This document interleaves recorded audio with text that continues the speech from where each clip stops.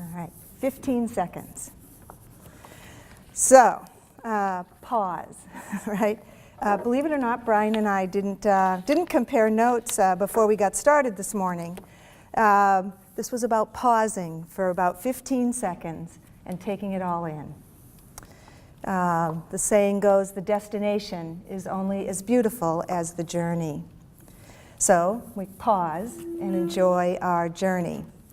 So there were two pieces of advice I got as I embarked on my vacation, and one was pause every now and again and enjoy the journey.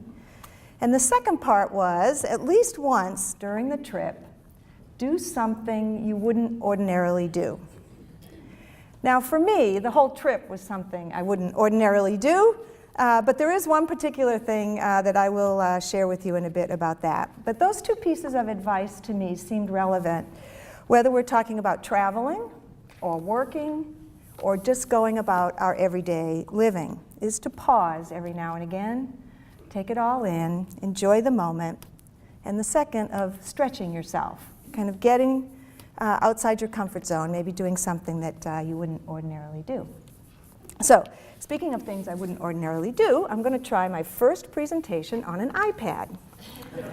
So, here we go. Let's see if this will work. Hold on. A second. Where am I, Victor?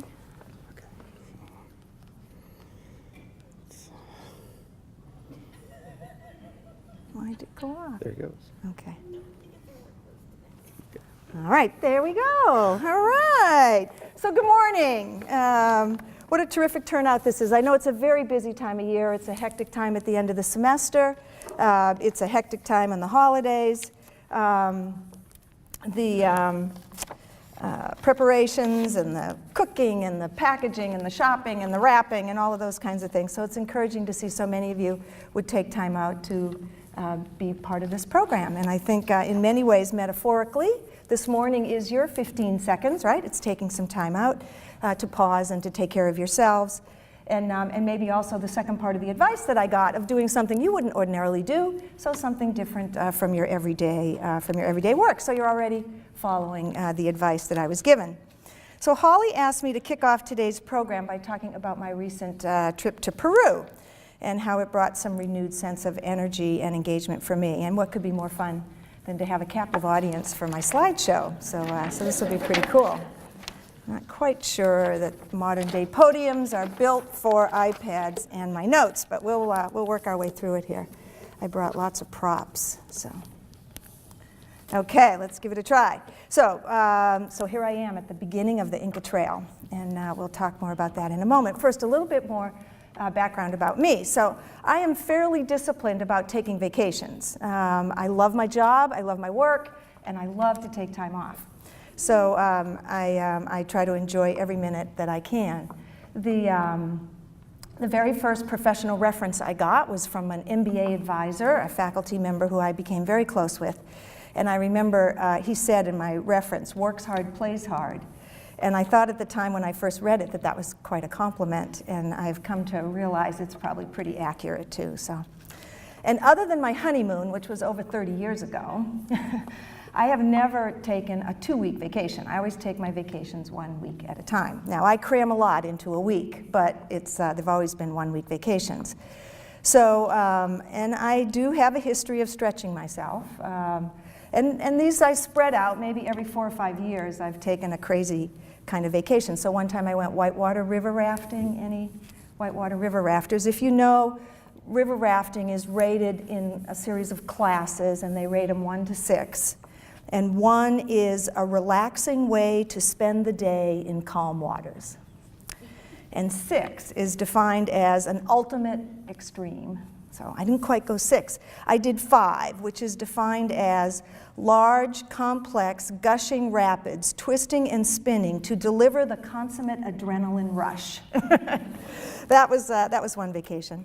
Scuba diving, any scuba divers? Diver down? Any scuba diving? So scuba diving is intense. The equipment, the risk, the danger, the peacefulness and beauty of it is incomparable. So I did that.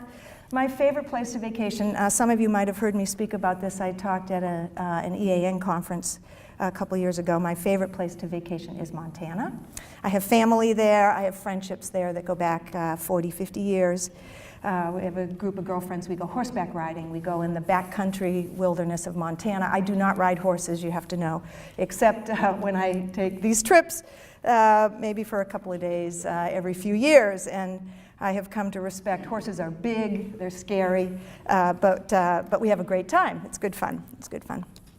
So this year, I was facing my 60th birthday, and 60 seemed like a really big number to me, and I decided I really had to do something to sort of challenge myself, and I came to call this my age-defying adventure, so something that wouldn't make me feel 60. And I promised myself I would take a 2-week vacation, which seemed like quite a luxury, and in fact it turned out to be.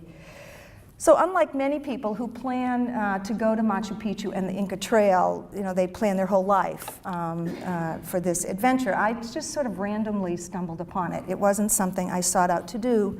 It was never on my bucket list, as they say. I went with a company called Off the Beaten Path. It's a small, they do small group adventures. There were 10 of us on this trip, 2 guides, eight of us and 2 guides. But like many things in my life, I kind of jumped into this not knowing what the heck I was getting myself into. So here's a picture of Peru, for those of you who want to place it on the map. It is in South America. There are 29 million people that live in Peru, and you can see, ironically, it is almost directly south of Virginia, but it is on the Pacific Ocean. Their geography spans from the Andes Mountains to the Amazon jungle, all in Peru. Outside of the capital city of Lima, it is very rural. So here's a picture of a local village. Lots of wide open spaces, so big mountains, wide prairie, kind of high mountain valleys. Their main economy is agriculture. These terraces are in fact Inca ruins, but they're also used. They're built for agriculture, right? So the scenery, the mountain is it's so mountainous there that they use these terraces for agriculture, so they can build and farm all the way up the sides of mountains. And I thought it was really quite clever because you could plant standing up, right? It's quite a. Their main crop. Anyone want to guess what their main crop is? I had no idea.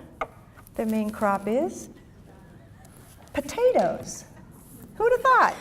They have 180 different kinds of potatoes. I never thought that there would be so many different kinds of potatoes. They are also known for their textiles, and here's the source of their textiles. Got a couple of these critters, alpacas, all different kinds. This one looks like a Jamaican one. They have wonderful fabrics. The scarf I wore this morning is one of my souvenirs from Peru, so I put it on just to remind me of the trip. I call it sort of Peruvian cashmere. It's wonderfully soft materials. So the Andean people are an amazing people. They're very warm and humble. They're very welcoming, very spiritual kind of people. They have a fascinating history. The Inca Empire, Inca civilization, only lasted 400 years, which in many respects I think we would think of as quite young. It was between 1100 and 1500 that was the sort of the height of their civilization, and the ruins and accomplishments and all that happened during that time. This is the only circular ruin that's been discovered to date in their archaeological explorations. We went to an ancient city called Ollantaytambo. It was built on the side of a mountain. I don't know how well this picture shows it, but the city goes all the way up the side of a mountain. So the Incas worshiped the sun. The closer you are to the sun, the closer you would be to their gods. And so everything happens on the tops of mountains. The Spanish came through. It was what ended their civilization in the conquest. But the city of Ollantaytambo was under construction when the Spanish came through. So it was one of the few places where you could actually see how did they build these temples and buildings in a day and age when they don't have the kind of technology that we have today. So you can see, hopefully, the indentations on the stones, both on the top and on the sides. These are like Legos. They're interlocking puzzle pieces that they put together. And So they would match up these large stones. And here's an example of how small pieces, and then here's another one, little indentation. There'd be another rock that would come on top. Look at this one. This is amazingly intricate. And then there would be stones to just exactly match it on the other side. And this is how it all comes together. And these temples, this was a temple wall, has lasted through earthquakes and floods and all kinds of things when the things we have constructed since, about both the Spanish and then in modern day, have long since fallen apart. But they say these joints are so tight, you can't get a blade of grass between them. And they were done, as you can kind of see, with the... So the Inca Trail. The Inca Trail is by far the most famous trek in South America, rated as one of the top treks in the world. The final destination for most people on the Inca Trail is Machu Picchu, known as the lost city of the Incas. I'll talk about that in a little more. It was built in 1450 at the height of the Inca Empire and didn't even last 100 years before they were abandoned during the Spanish conquest. And I'll show you some pictures here shortly. But talking about the Inca trails themselves, it was the road system that connected the people. It's how they delivered their goods. And the Inca trails, there's thousands of miles of Inca trails. And they run all the way north, north-south from Ecuador to Chile and east-west from Peru to Argentina. So the most popular Inca trail is called the Classic Trail. It's what most people do. It's very regulated. You have to have a permit. Permits sell out years in advance. There's only so many numbers that are sold. 500 people a day are allowed a permit on the trail. And you have to go with a guide. They don't let you go unguided. I can see why. It's about 26 miles, the Classic Inca Trail, 26 miles, and most people do it in 4 days. So you think, okay, 4 days, you know, that's 6 or 7 miles a day. It's considered moderate. They say a reasonably fit person should be able to do it. What makes it really challenging is the elevation. Right? The Inca Trail is between 12,000 and 16,000 feet in elevation. All right, so what's gorgeous about it, right? The Andes Mountains that are around you are between 20 and 22,000 feet around you. So I always think when taking a trip, the anticipation of the travel is half the fun, sort of the preparation for it, and knowing that I did my best to try to get ready for the trip. I read lots of books and I researched about the trail itself. I got some new gear. I got good hiking boots, which are really important on a trek like that. And I also tried to get myself in shape, get into a regimen of running and hiking. The first time, Humpback Rocks, any Humpback Rocks? That's the steepest trail I could find around, right? So the first time I did that trail, it took me over an hour. I don't know how many of you have done it, but it took me over an hour. The last time I did it, 20 minutes. Up, no stopping, no whatever. So I figured I was going to be as best shape I could possibly get in order to get up there. But there is no way to prepare for the altitude when you live in Charlottesville, Virginia, at 546 feet, right? We are practically at sea level. Blue Ridge Parkway is 2,000 feet. The top of Humpback Rocks is 3,000 feet, but you know, it's still a long way up there. So according to MD.com, altitude sickness starts at 8,000 feet, and it's from low air pressure. You don't get enough oxygen and nitrogen in your system, and it doesn't get into your muscles. So it's not just breathing, which is very difficult, but it's muscles. And they say you can control it best by your rate of ascent. So if you go up slowly, it's kind of like the opposite of scuba diving, right? The decompression kind of thing is go up and down slowly, is how they say you can avoid decompression. Well, the rule of thumb is don't go more than 1,000 feet a day, and that is difficult to do when you leave Charlottesville, Virginia, and you land at the airport in Cusco, which is 11,200 feet. And off the airplane you get, right? So here, more of MD.com. So here's how they describe altitude sickness at 11,000 feet. Extreme hypoxemia during exercise and while sleeping. Symptoms include headache, fatigue, nausea, vomiting, stomach illness, dizziness, this one I like, shortness of breath even when resting, rapid pulse, drowsiness, swelling of hands, feet, and face, general malaise, fever, cough, similar to bronchitis. Here's another one of my favorites. Exercise aggravates symptoms. It's like, oh great, so sign me up for a hike, right? I'm gonna go on a strenuous hike at 11,000 feet. So believe me, as the trip got closer and closer and I was doing more of this research, my anxiety level was rising and rising. But on the other hand, there was a real enticement part of this trip, so at least you think this is all rugged. So the classic Inca Trail, the one I was talking about before, you camp. So along comes a businessman from Lima, and he takes a trip to Europe. He goes to Germany, and in Germany they have this inn-to-inn trekking. They call them walking holidays. And he loved the idea, and he brought it back to Peru, and he approached some local villagers, and he said that he would make a commitment to build the lodges. These lodges would be tastefully built. He would blend them into the community. He promised he would hire locals. They haven't been around very long. The lodges were built in 2007, so they're relatively new, and they are appropriately spaced out so that you can trek lodge to lodge. Oh, I'm going to find it. And so these lodges, they're called the Mountain Lodges of Peru, and if you're curious, you can just Google that, Mountain Lodges of Peru, and it'll bring it up. And so we hiked a different trail. Are you back there? Here we are, thank you. New technology, new things, right? Outside our comfort zone, trying new things, that's what it's all about. So, we hiked the Salcantay Trail, so you probably can't see this map, but let's see, the regular Inca Trail is the one at the top. It's a little dotted red line at the top, and the trail we hiked goes around the other way. So it does a full loop around the circle there. And so that trail is 41 miles long. You do it in 7 days, but you stay in luxury lodges. I mean, these were fabulous lodges, right?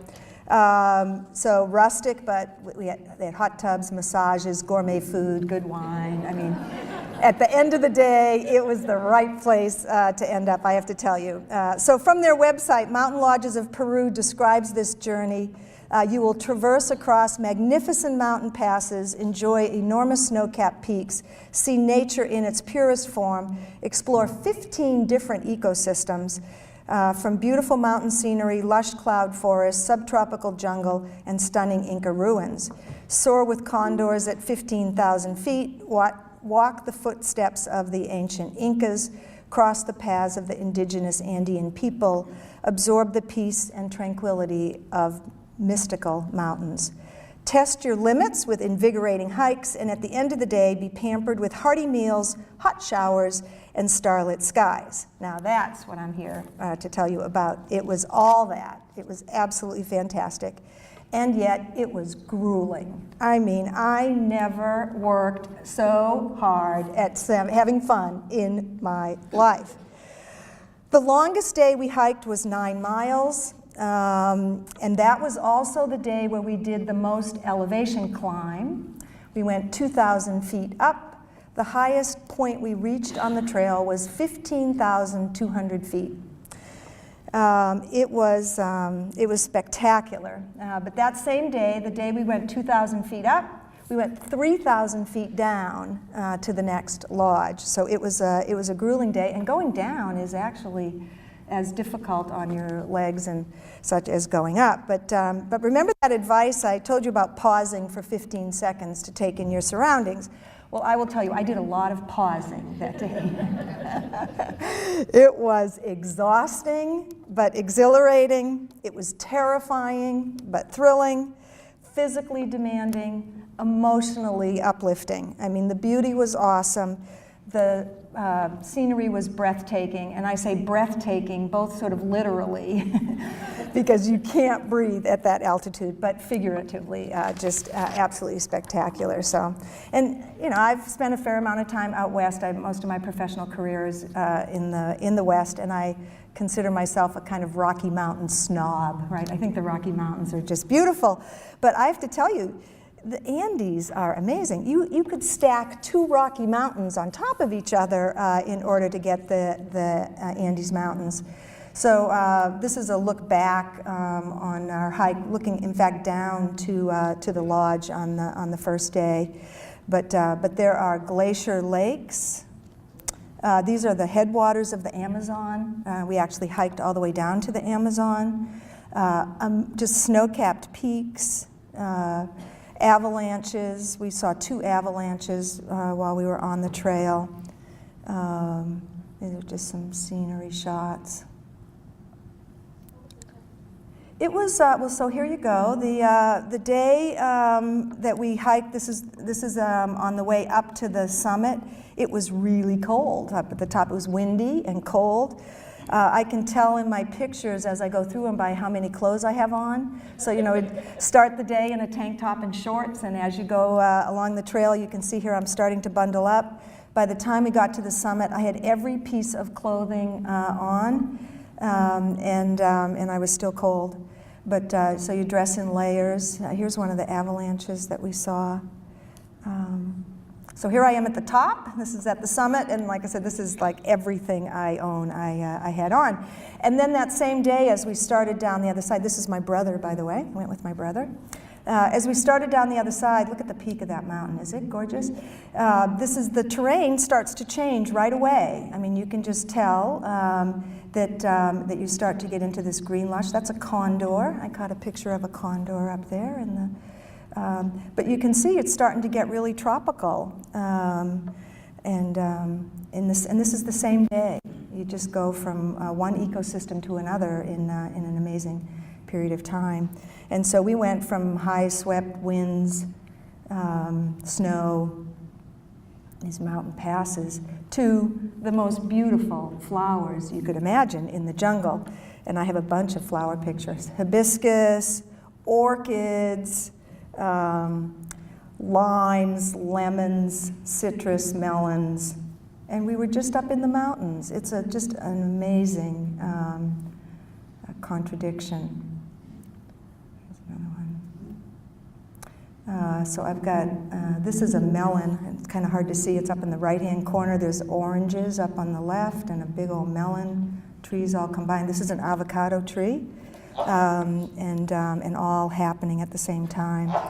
So the lodges themselves are relatively small. There's only 7 or 8 rooms in a lodge, and by the end of the day, I can tell you they were most welcome. But there's no other tourists on the trail because the lodges only hold the number of people that are in our group. So instead of hiking with 500 tourists, we had a nice kind of immersion experience, and what we saw on the trail would be local people. So this is one of the lodges here. So we saw children on their way to school. These children walked 2 hours to the next village to go to school. 2 hours they went to school in the morning and at night. They're just delightful. We saw local people on the trail. Tending cows. This cow was at 14,000 feet elevation. There was a cow up there. I was like, oh my God. Here's a caballero, a local guy. He was collecting firewood along the trail. So we really felt quite assimilated into the local culture. Here's a home passed along the way. Villages, not much in the way of amenities, but pretty happy people. So this is, I called it the local 7-Eleven. This is a store. And if you look really close, you'll see it says Inca Cola. Inca Cola. Inca Cola is very, very sweet, and it's sort of a fuchsia, kind of a yellow-green color, but much sweeter than what I could manage. So very steep terrain, 2,000 up, 3,000 down, every day. Up you go, down you go, up you go, down you go. I mean, it felt at times like you just couldn't go on, at least it did for me. At times my feet felt like they were lead weights. I mean, just couldn't. But what, you don't have a choice, right? One foot in front of the other, one step at a time. I said it brought a whole new meaning to the phrase, one step at a time, because it was all I could do. But they did feed us well. I said at one point I felt like a hobbit. We had second breakfast and 11 Z's and delicious food on the way. The porters would go up ahead and set up a gourmet lunch for us. So it was this sort of incentive to get to the next meal.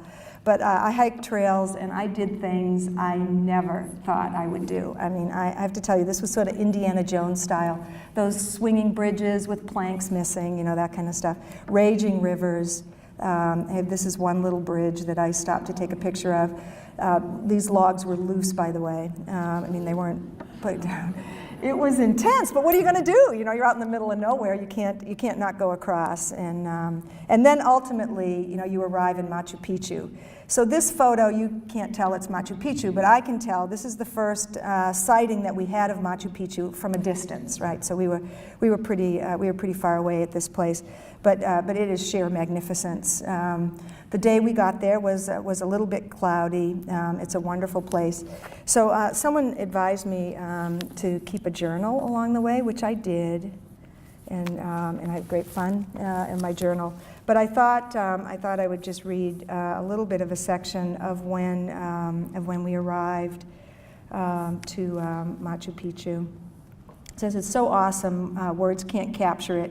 You can feel the beauty and the grandeur in your bones. Of all the stories I've read and all the pictures I've seen, they just can't do justice to being there. There's many spectacular things about this trip, but this was it. There are no written records of its true history. What most believe, having been there, is that it was a religious or a spiritual sanctuary. There is no place comparable in location. We are peeking through the clouds. We're in the mountaintops. There's 360 degrees of mountains all around us. It feels like you are floating, that you're suspended in midair. We're at 8,000 feet, and there are grand mountain peaks all around us. There are steep drop-offs that go straight down to the river 8,000 feet below, straight down. I'm expecting my fear of heights to kick in, but for some reason I'm not afraid. We explore the village despite the bad weather and try to take in the magnitude of this place, as well as the incredible detail. There are so many little miracles in the midst of such large wonders." And that for me sort of captures it. It's those little miracles and yet this grand wonder, and they're all combined together. So here's a couple of shots while it's still cloudy. So this is the early morning mist. The city is just amazing, and they've sort of recreated and assumed what the different parts and places of it were.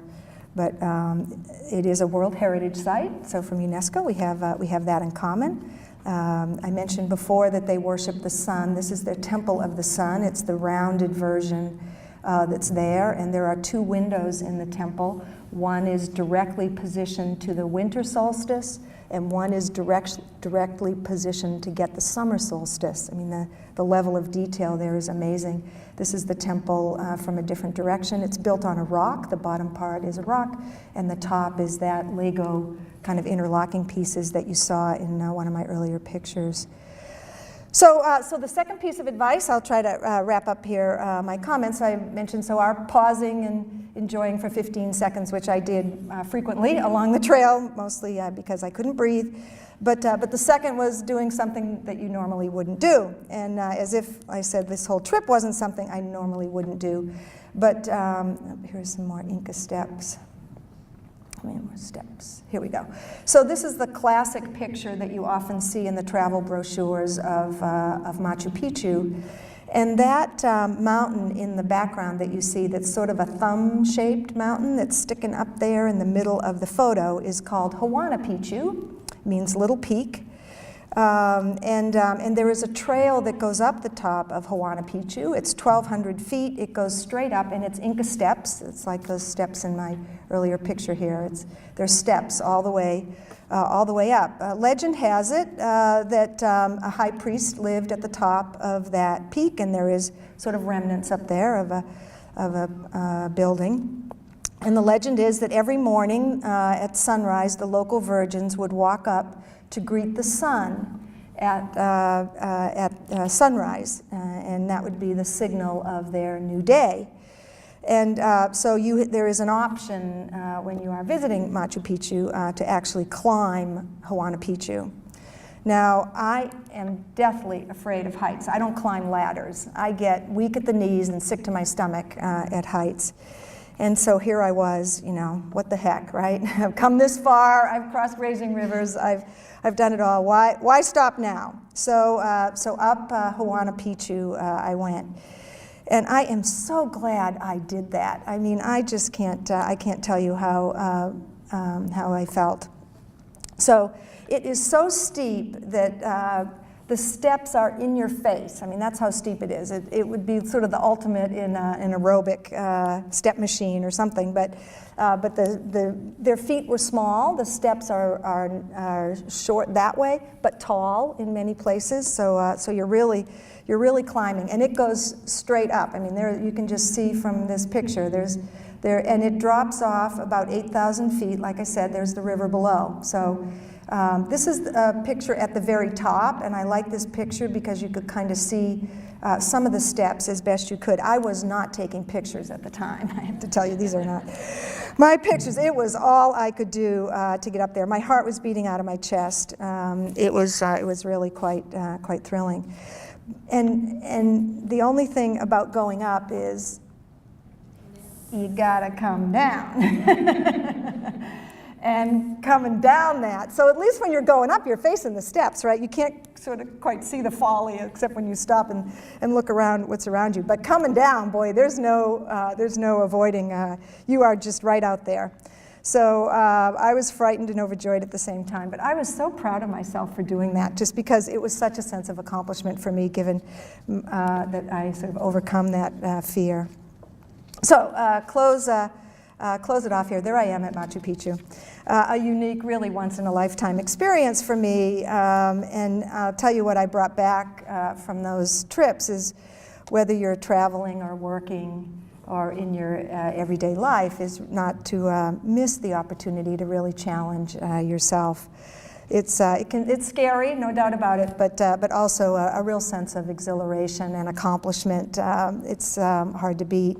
And you don't have to go far away, I think, to do that. You know, there are little adventures waiting for us every day of our lives.